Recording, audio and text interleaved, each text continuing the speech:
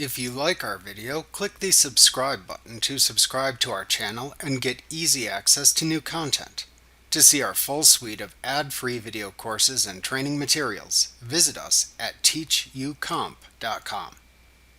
When creating a form in Form Design View, you often see three default sections named Form Header, Detail, and Form Footer, into which you can place controls.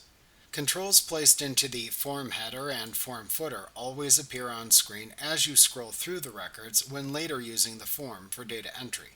These are good sections to add controls for data that doesn't change, like the name of the form or form instructions. Controls placed into the Details section are refreshed as you move through the records in the underlying table when later using the form for data entry.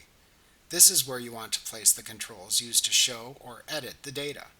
To expand or shrink the area shown in any form section, place your mouse pointer at the bottom or the left side of the section until the mouse pointer icon turns into a line with an arrow through it.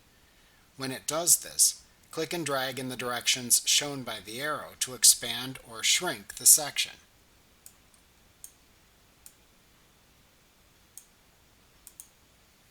Remember to click the subscribe button to see more of our videos.